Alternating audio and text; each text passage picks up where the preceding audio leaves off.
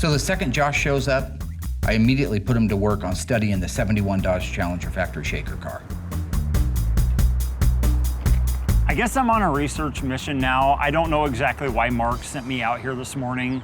And he just said, I want you to go outside and that white 71 Challenger that we have out back, I want you to study it, take note of every single little thing that is cool, personally to me, about that Challenger. I think that it's important for Josh to know everything there is to know about this car and the cars that are made around it. If he doesn't know them, he can't fix them. If he doesn't understand them, he can't make them. That's just the way it is. All white interior, wow.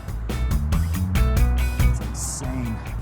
Rally dash to have everything packed into 4 circles. You have your gauges for your fuel, your alternator, the temperature, and the oil pressure, and clock.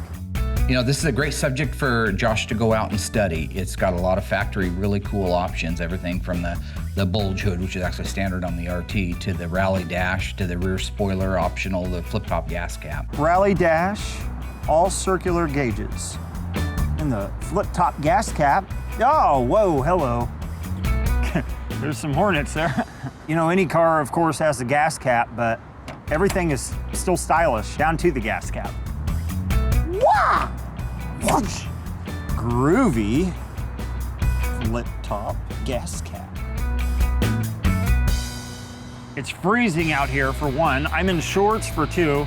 I was not prepared for this! And that's probably why he wanted me to be out here. He needs to know these cars back and forth off of his memory. I don't want him looking at cue cards. So when things like the new Challenger show up, he can appreciate them for what they are and how they got to be. He wants to see me miserable.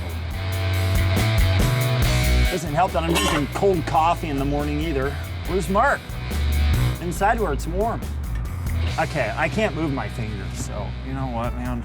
Of course, my concern always is when you send him out back, out of sight, out of mind, he gets sidetracked so easily. I just hope he's actually studying the car and not out back trying to play some kind of modern version of Star Wars or something. Is that a dead frog?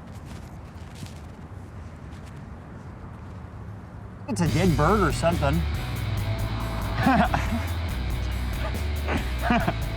You guys see that? I get it.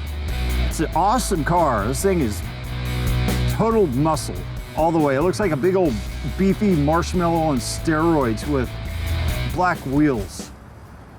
All right, I'm going inside, dude. It's too freaking cold out here.